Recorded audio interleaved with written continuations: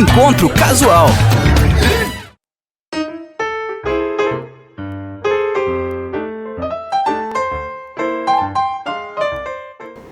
Olá, seja bem-vindo, bem-vinda. Estamos iniciando mais um Encontro Casual neste final de semana, feriado de Páscoa, um domingo especial, um final de semana especial, também com um convidado especial. Vou conversar a partir de agora com o teólogo, pedagogo e pastor emérito, pastor Jairo dos Santos. Seja bem-vindo, pastor. Tudo bem? Como é que está o senhor? Muito obrigado, uma boa tarde a você, Douglas, e a todos que vão nos ouvir ou nos assistir.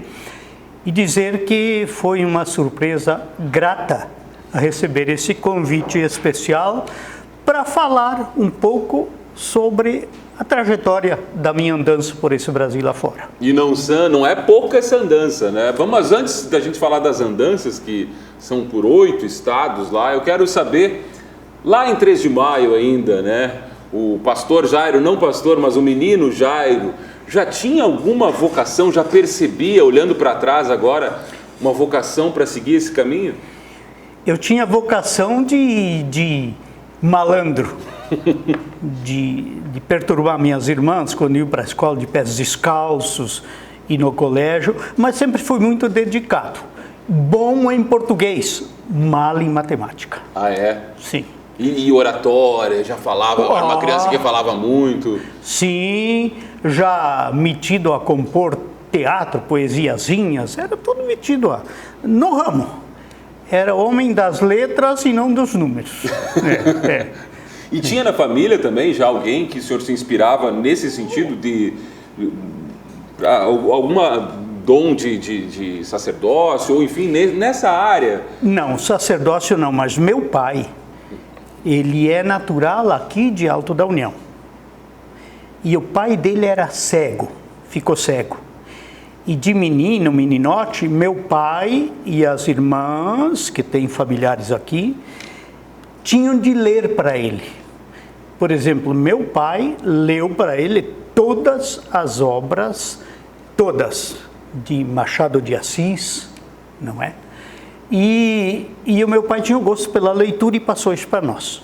Isso foi interessante, né? O senhor lembra desses momentos, assim, de estar lá prestando atenção nessa leitura? Não, porque isso já foi bem antes de eu nascer. Quando ele era moço, ele contava isso para a gente, né? As obras de Machado de Assis, de José de Alencar. E aí eu também li tudo isso. Aí desenvolveu-se o dom da leitura, da poesia, do teatro, que mais tarde eu compus muitas peças teatrais, mas no âmbito religioso, né? No âmbito religioso. É. E quando é que veio o âmbito religioso, pastor Jairo?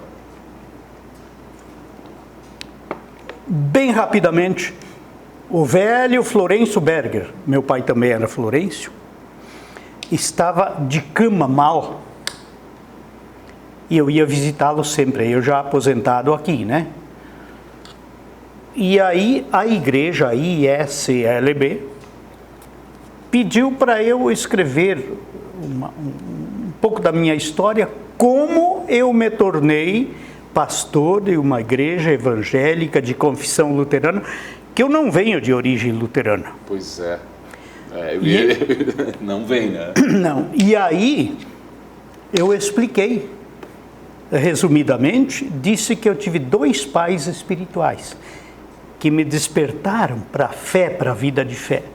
Um era um professor, diretor do internato, na antiga Getúlio Vargas, hoje CETREM, diretor do internato, muito bom, músico, e outro era o meu velho Florencio Berger, diretor. Porque eles davam as aulas de religião, vamos dizer assim, com uma convicção que a gente via que não era papo furado, que era de profundidade.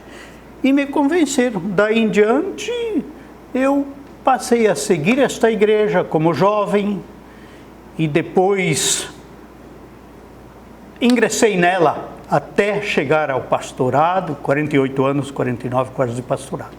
Não é pouco caminho, né? Não é pouco. Como é que foi em casa? Porque uma mudança, assim... Que idade o senhor tinha? Nessa época de colégio era a partir dos 14 anos. Os 14 anos. Teve alguma repercussão em casa de dizer, Muito. vai seguir? Eu imagino Muito. que sim, né? Porque de origem minha mãe era católica, meu pai metodista. Mas fui criado, nos 6 anos de idade, nos sertões de Criciúmal. A cidade de Criciúmal tinha 8 ou 10 casinhas. E morava lá no meio do mato. Meu pai era taxista. Tinha uma carroça toldada com 2 éguas e o principal serviço dele era puxar gente faqueada, baleada para o hospital. Então, depois que eu fui encaminhado, que minha mamãe disse, vai estudar. E eu arrumei naquela época, um vereador muito bacana que deu uma mão. Foi muito bacana, porque futuramente minha família toda quase veio para a igreja, né? Todos foram também. Sim, se definiram, né, também, né? A partir desse, eu vou chamar de chamado, desculpe a redundância, como é que foi para o senhor realmente assumir, ser um pastor, enfim? Ser um pastor é uma outra história, não é? Eu era no colégio, no internato, 4 anos e meio, um menino muito malandro, mas malandragens bonitas. No bom sentido, no bom malandro. Sentido. Fazia malandragens legais. E muito ativo no Grêmio Estudantil, teatro e assim por diante, música. E aí quando me formei, o colégio naquela época, hoje é Rede Sinodal de Educação. O CAP faz parte dela, né? Naquela época era Departamento de Educação da Igreja, me nomeou, menino de 23 anos, diretor de hoje Escola Sinodal Rui Barbosa, Colégio Sinodal Rui Barbosa de Giruá. Diretor. Nossa. E aí eu mudei, eu assumi mesmo, né? E nisso foram me dando tarefas, né? Eu tinha que trabalhar com a juventude, com as mulheres, com a catequética e assim por diante. E eu fui me virando. E naquela época, nos anos 1968, oficialmente ficou IECLB. Igreja Evangélica de Confissão Luterana no Brasil. Até então era a Confederação de Sínodos. E nós eu fui nomeado, convidado e aceitei, a instalar o trabalho jovem neste Brasil. Aí eu assumi. Eu gastava minhas férias e meu dinheirinho. Bem, fui desse Conselho Nacional de Juventude, sempre trabalhei muito, lutei, até que a igreja começou a me insistir para assumir o pastorado. Tinha de fazer teologia. Pois é. Aí eu fiz pedagogia entre mentes, né? Licenciatura plena naquela época era... Aonde o senhor fez? Fundames, filial, era afiliada, como se diz, da Universidade de Santa Maria, né? E aí eu tive registro lá em... Teologia e pedagogia lá? Não. Pedagogia plena, com registro em sociologia, filosofia, essa coisa toda, né? Aí a igreja começou a me insistir. E queria que eu fizesse, a gente chama retiro de seleção, era vestibular para teologia. E exigiam o alemão. E eu não queria. Não. Dali 2 anos eles mudaram e aceitaram. Fiz o retiro de seleção, comecei a trabalhar, já assumi. E estudava, trabalhava março a junho, julho eu ia para teologia 24 horas e janeiro e fevereiro. O cara foi duro, mas venci, né? E aí? E nunca teve dúvida nessa trajetória das de escolhas jeito nenhum. Da pedagogia, da teologia? Não, foi uma definição tranquila, clara, de sã consciência. E na juventude se tem muito, né? Às vezes, esse caminho não é o que eu achei que era uma coisa, mas não é. Eu já era maduro aí, né? Quando fui para a teologia. Quando eu assumi de fato, eu já era casado e era papai, né? Então essa foi, digamos, resumidamente assim, o início.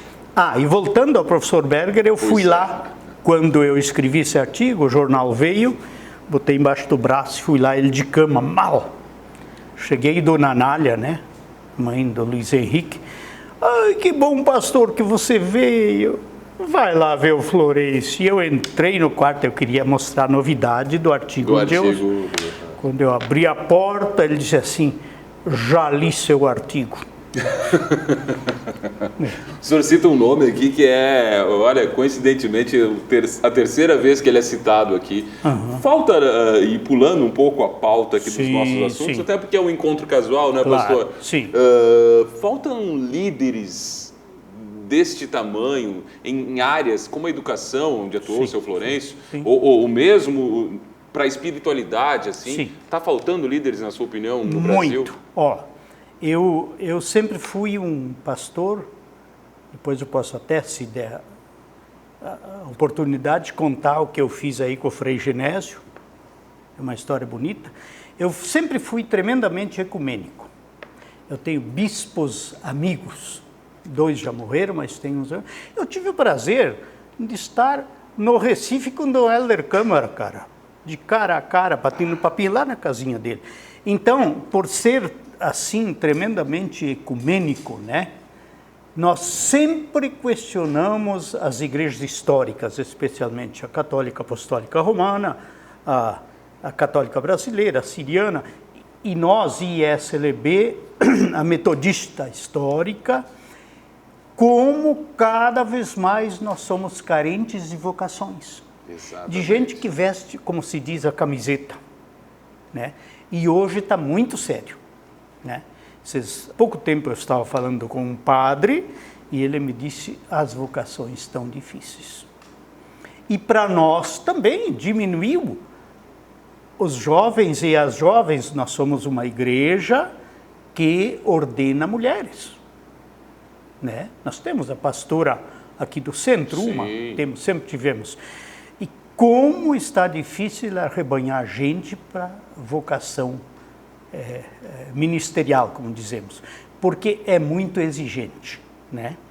São muitos os sacrifícios, os deveres. Sim, você tem que estudar. Bom, alemão eu fiz 2 anos por obrigação, inglês também por obrigação, mas tem grego, tem hebraico, tem latim. Exige. Mas é bom.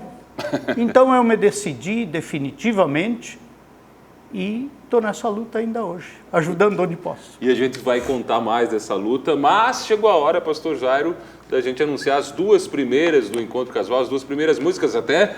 Depois vamos falar da sua história com a música, né? Que é bem forte também. Isso. Mas quais são as primeiras músicas do Encontro Casual? As primeiras são 2 que eu gosto demais. O Rui Biriva foi meu amigo. A mãe dele foi minha colega de internato. E eu gosto a canção do amigo do Rui Biriva. É muito bacana. Muito bonita mesmo. De conteúdo, né? E gosto demais do Délcio Tavares naquele Mate da Esperança. Então essas 2 eu elegi como as 2 primeiras.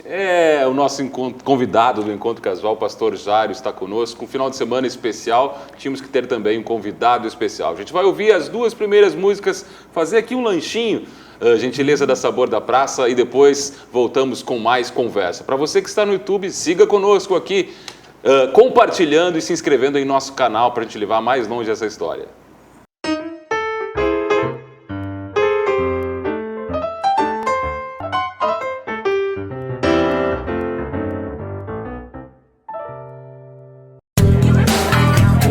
Encontro Casual.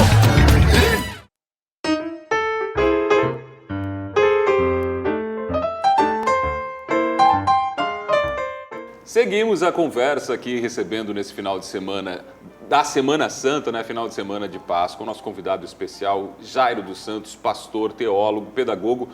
Pastor Jairo, daqui a pouco a gente, claro, vai falar dessa semana que é tão especial, né, para todos os credos cristãos, né? A Páscoa é sempre uma ocasião especial. Mas ainda quero falar mais da sua trajetória, né? Como o senhor disse aqui, andou por muitos caminhos. O que dá para avaliar em termos da fé do brasileiro? O senhor que tem propriedade para falar, porque atuou em oito estados, se eu não me engano. Ao todo eu circulei por 8. Além de inserções, né? Por exemplo, eu tive palestras porque eu tenho familiares em Boa Vista, Roraima, fiz palestra em Manaus, na igreja evangélico-luterana lá de Boa Vista umas 2 vezes. No Brasil, literalmente. Mas essas inserções, assim, breves, de 2 encontros, né? Mas a trajetória começou assim, 28 de fevereiro de 76, fui instalado oficialmente, se diz isso, na paróquia, o primeiro pastor de São Luís Gonzaga. Ali eu circulei, e porque eu era ligado à educação ainda, eu precisei assumir as 2 funções por um tempo. Eu fazia supervisão diária do Mobral naquela época, em 8, 10 municípios da costa do Uruguai, incluindo Santo Antônio das Missões, Bossoroca, São Nicolau. O trabalho era tão pesado, e a pobre da esposa ficava lá com 3 gatinhas sozinha, que eu cheguei, no mês, dormi 20 noites fora de casa, né? Mas venci. E de lá a gente ficou um belo tempo, muito legal, abriu as fronteiras, ia até Santiago para organizar a paróquia, e veio um convite para Teófilo Otoni, em Minas Gerais. Nordeste mineiro, divisa com Bahia, quase. E desafiei a esposa. Vamos? Vamos. Fomos. Aceitamos, fomos aceitos lá. Pois é, eu complementando a pergunta, como faz para se adaptar, né, a novas culturas? Sim. E tem a família também, né, que tem que, como o senhor disse, aceitar esse desafio, né, essas aventuras. O Douglas, eu devo dizer para você que cada lugar onde a gente esteve é uma outra faculdade. Eu imagino. De língua, eu agora já estou deixando, mas o ai sai de vez em quando eu vejo, estou dizendo ai ainda, cara. Né? Mas... O nosso produtor aqui, o nosso técnico, o Célio, estava perguntando se o senhor é de Minas, né? Talvez tenha um sotaque aí que sobrou. Sobrou. E lá em Minas, Teófilo Otoni é uma cidade, naquela época, 170 mil habitantes.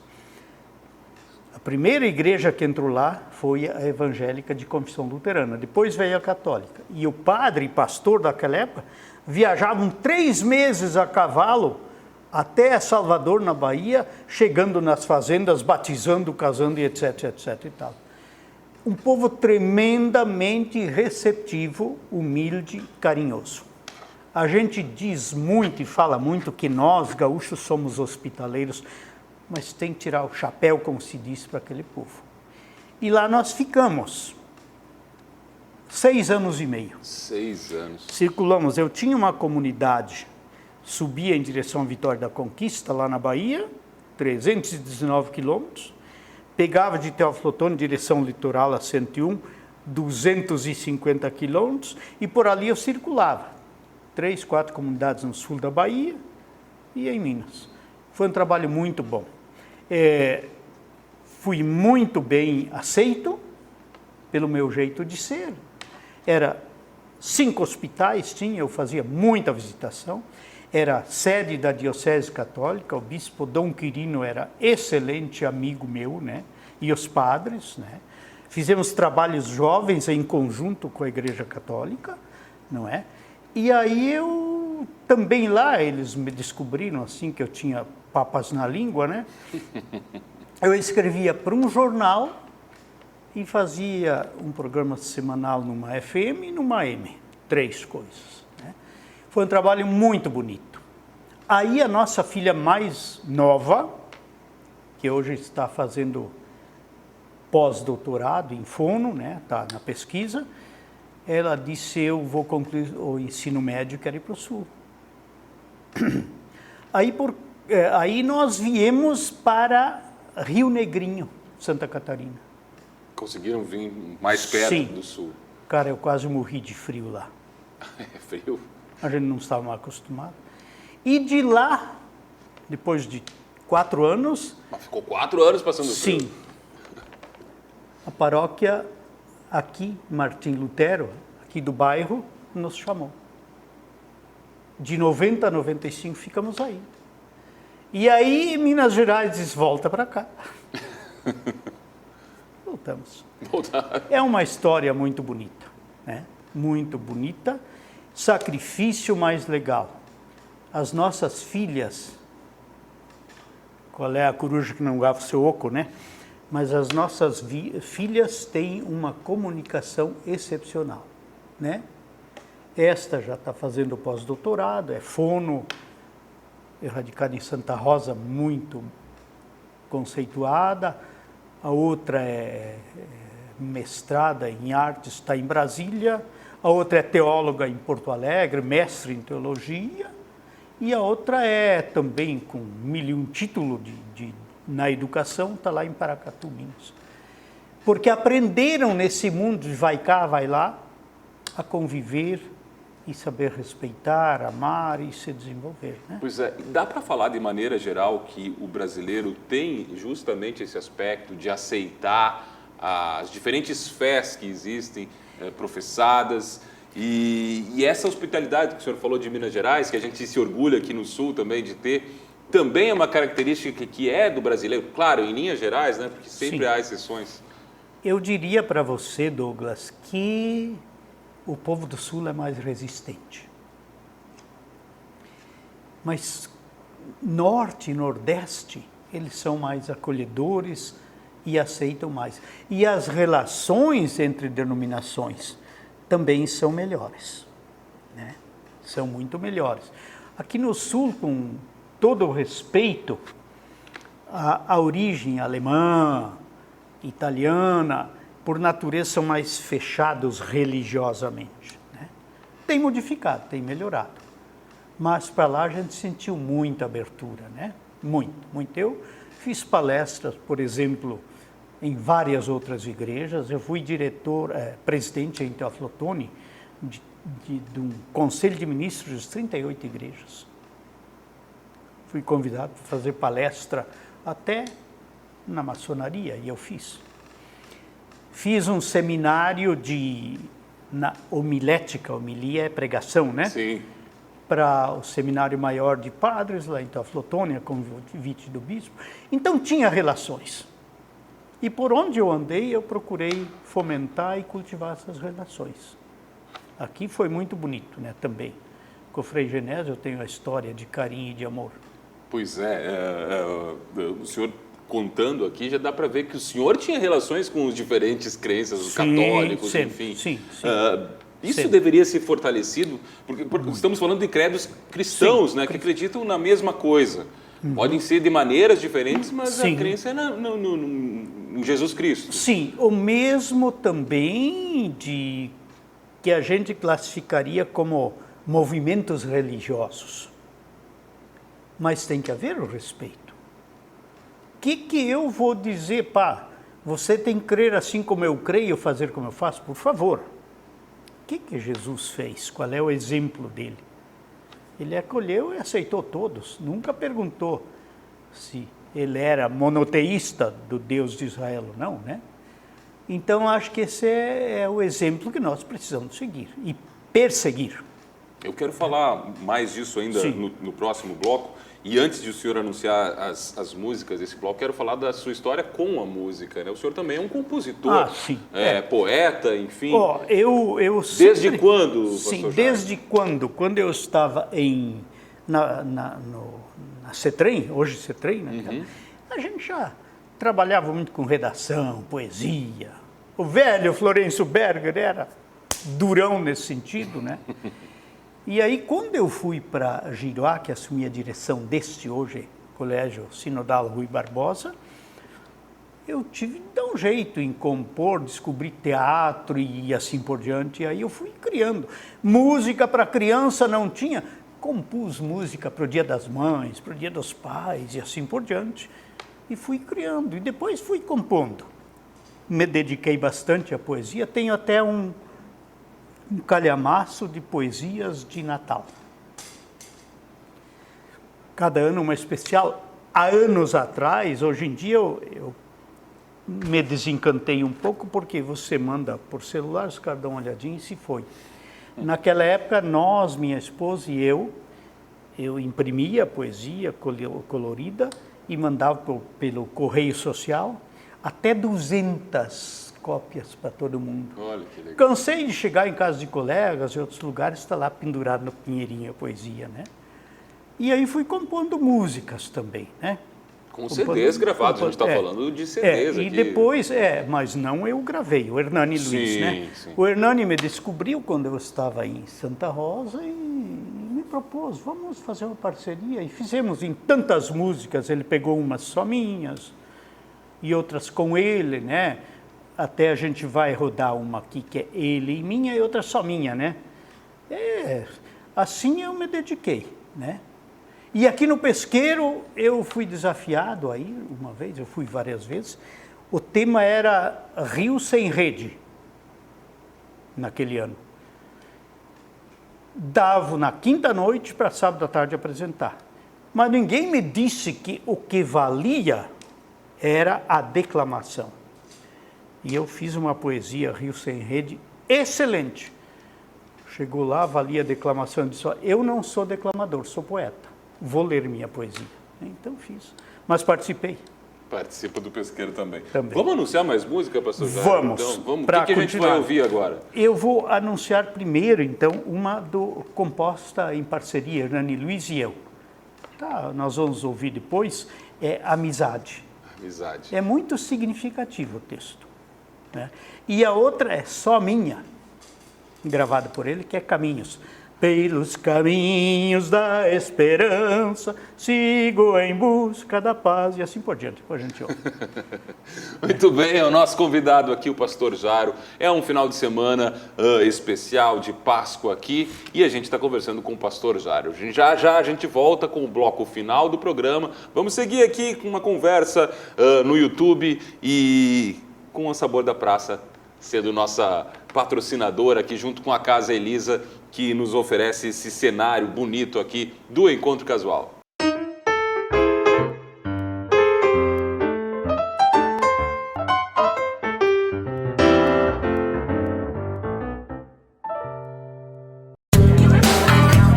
Encontro Casual.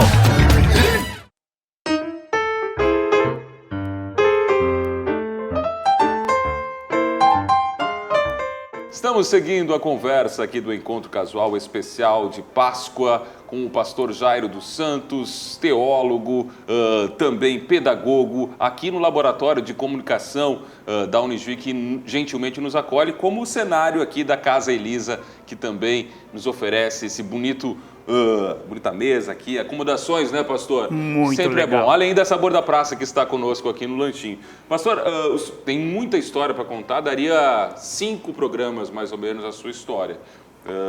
Eu queria que o senhor falasse do trabalho com crianças, porque hoje se fala muito que as crianças, jovens, enfim, estão com mais dificuldade de se encontrar na sua própria fé ou seguir esse caminho de fé, em acreditar em alguma coisa. Sim. Como é que foi para o senhor trabalhar com crianças e se o senhor concorda com isso, de que estamos num momento de dificuldade nesse sentido? Muito grande. Resumidamente, Douglas, eu atribuo a 2 fatores. Esses dias, com um determinado médico aí, nós conversamos longamente no consultório sobre isso. Primeiro, é a tecnologia, né? Não se tem domínio sobre crianças e adolescentes da tecnologia e isso encanta e domina. O celular, notebook, etc, etc e tal, são um empecilho muito grande para isso. Mas o outro grande problema é dos pais, é da família. Que a família também perdeu, no meu ponto de vista, Claro. muito a tradição cristã. As famílias perderam muito a tradição cristã de não motivar, de ir com os filhos e as filhas para a igreja, né? Eu não quero, eu estou cansado, foi difícil a semana. Tá, não vamos. Então, esses dois fatores fazem com que a nossa juventude, adolescentes e crianças vão se afastando, né? E esse trabalho se torna muito difícil na igreja. Por exemplo, na igreja católica, eu vou falar da católica, tem a catequese, tem o crisma, tem um menino vizinho que nos convidou para crisma agora logo, aqui da São Geraldo Lé, e nós chamamos de ensino confirmatório. Esses adolescentes vão por obrigação. Eles são obrigados. Né? Obrigados. Passou, não querem mais. Então é muito difícil o trabalho com as crianças. Não sei como nós, igrejas cristãs, achar uma metodologia motivadora para trazer os pais e as crianças para a vida, para mais vida ativa na igreja. É claro que o mundo em que vivemos, resumidamente, exige muito dos pais, né? Toda. Mas, resumidamente, é isso. Eu fui de uma fase muito boa. Pois é, como é que foi para o senhor trabalhar com crianças? Sim, não tinha os troços de celular, computador, etc. e tal. Era muito mais fácil. Eles gostavam disso. A juventude gostava de se reunir. Não tinha muita outra coisa. Então, a gente pôde, e pedagogicamente a gente agia também, foi um tempo bastante diferente antigamente. Digo antigamente. Falando em antigamente, uma mudança muito grande no que se refere à fé das pessoas é que muitas igrejas surgiram nesse tempo, né? Muitas. Algumas, inclusive, e aí eu estou expressando aqui uma opinião, com uma má índole, né? Explorando a fé das pessoas, literalmente. Esse é o grande problema, né?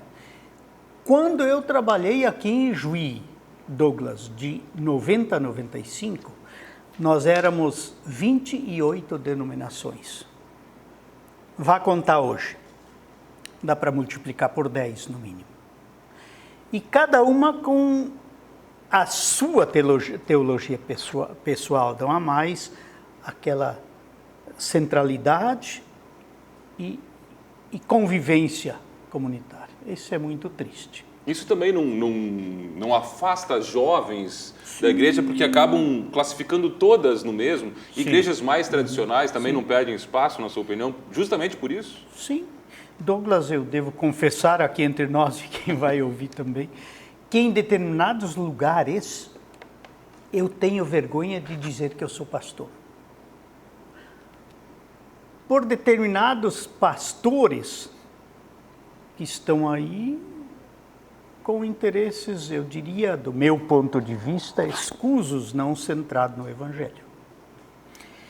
Tá, Douglas, mas deixa, eu preciso falar um pouquinho da Semana Santa. Mas é óbvio que sim, tá? Pastor. Essa é uma... eu queria que o senhor deixasse, inclusive, já essa mensagem isso, aqui. É o sábado e o domingo está aí, né? Semana Santa começou no domingo passado com o Domingo de Ramos. A entrada triunfal, dizem as Sagradas Escrituras, de Jesus em Jerusalém. Aquela coisa linda demais, né? No burrico, os ramos, as vestes, tudo mais. Neste domingo que passou, Domingo de Ramos, nós deveríamos fazer um domingo de luto. Como está Jerusalém? Gaza. Tudo totalmente destruído, milhares e milhares mortos. Mas é a realidade. Mesmo assim, então, eu já emendo e digo que nós precisamos, como cristãos e cristãs, continuar insistindo na fidelidade ao Evangelho. Eu tinha um colega doutor em teologia que dizia assim, uma frase muito bonita: o cristão é que nem peixe na piracema, tem que nadar contra a correnteza. E eu conto a historinha, então. Amanhã é o domingo da Páscoa. Páscoa, do grego Pessá, significa passagem. Lá no Antigo Testamento, a escravidão para a liberdade, e nós da morte para a vida com a ressurreição de Cristo. E conta uma historinha que o Jeremias era um menino que ia na aula, nessas escolinhas lá do interior, já tinha 12 anos. Hoje eu diria que ele era um meio autista, e além disso meio abobalhado, caminhava mal, se babava. Ele tinha 12 anos e estava na aula com os de 7 anos. A professora Doris sofria muito com como controlar e cuidar do Jeremias para não atrapalhar muito os outros. Foi que ela sofria muito por isso e ele não aprendia quase. Até que um dia ela pensou, mas eu vou chamar os pais. E chamou os pais do Jeremias e disse, olha, eu não estou aguentando mais, ele atrapalha demais o grupo. Eram 19 com ele. Não teria como vocês levá-lo para uma outra escola especial? Os pais disseram, aonde? Aqui não existe nada. E tirar o Jeremias da escola é tirar um pedaço da vida dele. Os pais foram embora, a professora ficou, o pessoal no recreio, ela olhou a chuvinha na janela e chorou e pediu, Deus, dá-me uma orientação. Foi passando, chegou o tempo da Quaresma e ela falou para todos eles a respeito da Páscoa, do sacrifício de Jesus na cruz, da sua ressurreição e tudo mais. E na semana anterior, ia na aula até quarta-feira, digamos hoje, né? Quinta em diante já não teria. Ela deu na semana anterior para cada um uma casquinha de plástico e disse, cada um de vocês vai me trazer na semana que vem algo que tem a ver com a Páscoa e a ressurreição. Beleza. Chegou o dia, ela botou uma cesta e eles vieram, colocaram na cesta. Pegou a primeira, olhou, tinha uma borboleta. Ela disse, borboleta vem do casulo que se abre, é a ressurreição. E o Joãozinho disse, eu trouxe. Outra tinha uma flor. Ela disse, flor, sinal de vida, gera com a sementinha, uma nova planta, sinal da ressurreição. A menininha, Mariazinha, muito contente, disse, essa foi minha. Terceira, tinha uma pedrinha lá dentro, com musgo. E ela olhou e disse, pois é, até na pedra tem vida.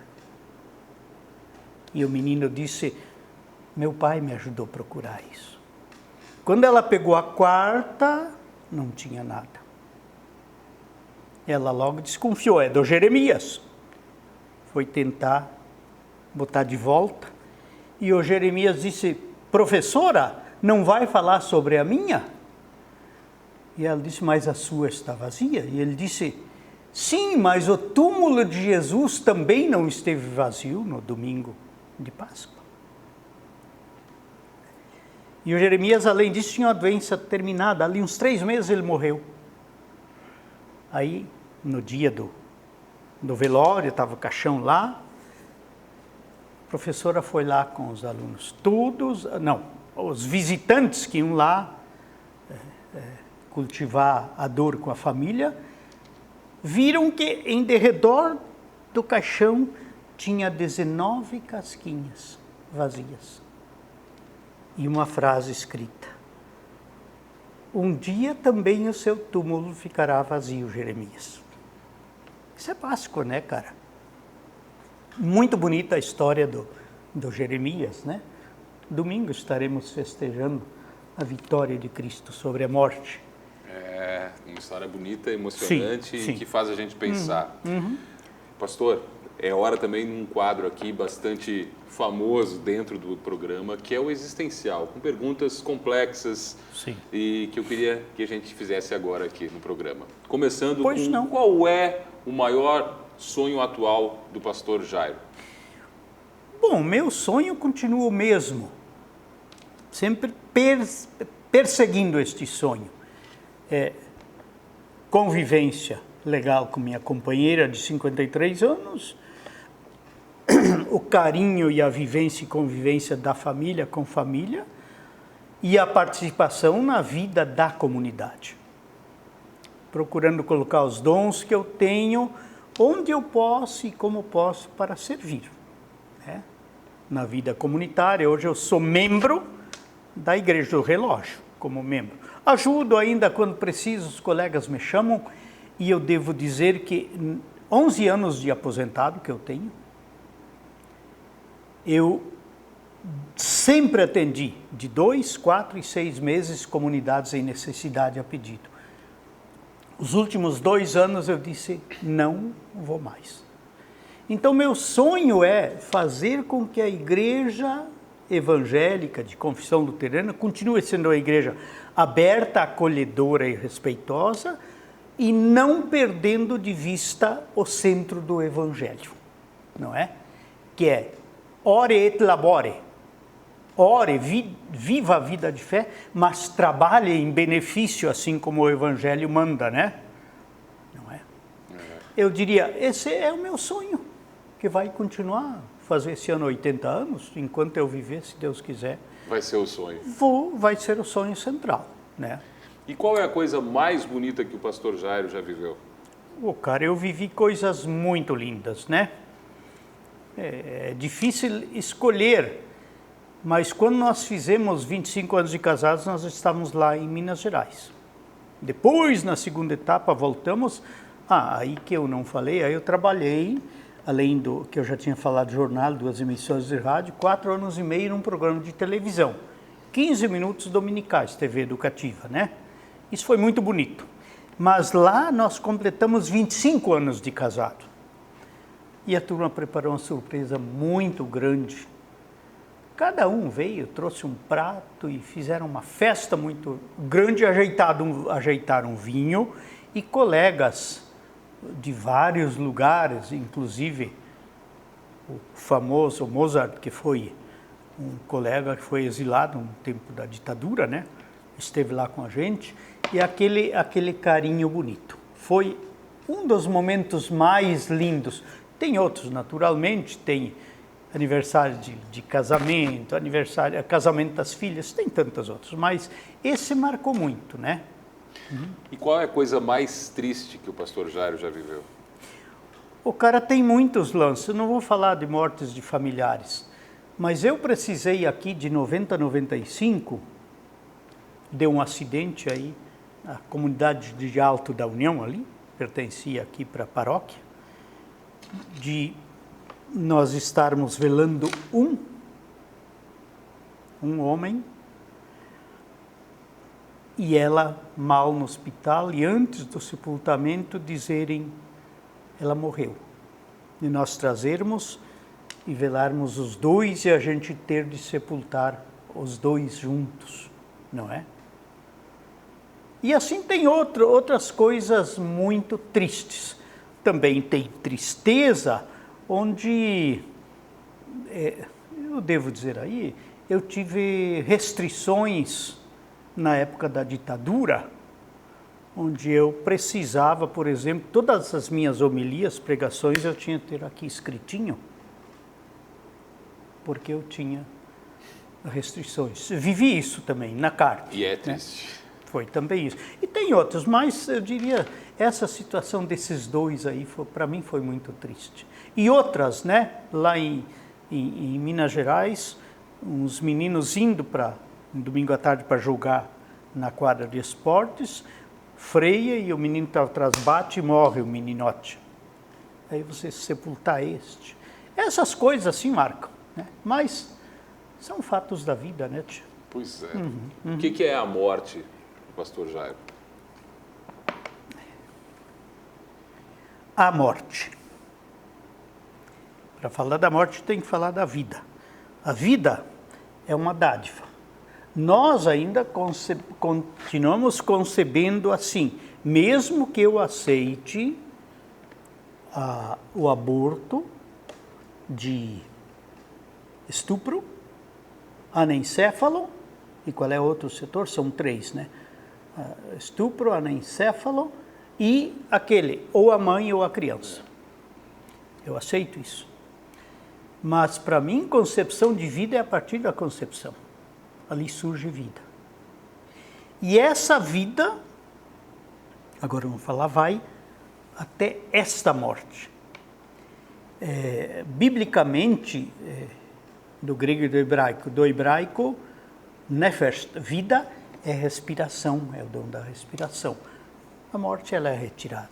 No grego, alma, é a vida, a respiração. E essa se acaba totalmente. Espírito, alma, corpo, pimba. Apocalipse diz muito claro que tem o livro da vida. Que o João chorava porque não tinha ninguém para abrir, e aí disseram para ele, não, mas o Cordeiro que está no trono vai abrir o livro. E lá nesse livro estão os nomes dos batizados e batizados que levam a sério a sua fé registrado. No dia que Cristo vier, Ele vai nos ressuscitar de corpo e de alma integralmente. Isso é vida, morte, a ressurreição. Né? Para finalizar, o que é a vida? O que é a vida? A vida é algo que você precisa valorizar diariamente. É cuidar da sua, cuidar da vida dos outros, ter bons relacionamentos e servir onde pode. Entendendo sempre que nós somos ao mesmo tempo, como dizia Lutero, simultaneamente justos e pecadores. Quer queira, quer não, querendo ou não, estamos pecando. O apóstolo Paulo, São Paulo, dizia assim, infeliz sou eu, desgraçado sou eu, que faço o que não quero e não faço o que quero. Então precisamos de nos agarrar nos calcanhares de Cristo para entrar na eternidade. É isso aí. Pastor, antes de lhe agradecer por ser esse final de semana especial, sei que o senhor já trouxe aqui a mensagem, a história bonita do Jeremias aqui, mas eu queria que o senhor ainda deixasse mais uma mensagem, uma palavra para esse final de semana especial de Páscoa aqui, que a gente tenha a honra de ter sua presença aqui no Encontro Casual. Beleza, né? A Igreja Católica, eu sei que celebra isso, nós celebramos, temos até os nossos textos de fim de semana na Igreja Católica, nós somos os mesmos, é o lecionário ecumênico nós chamamos. Nós temos o Tríduo Pascal, né? Na Quinta-feira Santa, a instituição da ceia e o lava-pés. Sexta-feira Santa, a crucificação, o domingo de Páscoa, o dia da ressurreição. Eu queria dizer que a cristandade leve a sério isso. Se há outros segmentos que não levem, que nós levemos. Não tenhamos vergonha de dizer desde o batismo, baptizato sum, desde o batismo eu sou filho, filha de Deus e herdeiro da vida eterna. E que a Páscoa que está aí nos anime para isso, para uma nova vida, para a casquinha do ovo sem nada dentro. Não é? E desejar então a todos e todas que nos veem ou nos ouvem uma abençoada Páscoa. Que assim seja mesmo. Que assim seja. E assim a gente está finalizando aqui o Encontro Casual, não sem antes, claro, eu agradecer imensamente sua presença aqui. Muito obrigado por trazer essas histórias, a sua própria história, o seu testemunho de fé, que é tão importante aqui nos dias de hoje, a gente ouvir essa palavra dita dessa forma, com essa convicção e com esse brilho nos olhos que o senhor conserva aí, apesar do pastorado já avançado. Dito isso, também agradecer ao Luiz Henrique Berger, que é quem fez... Querido amigo.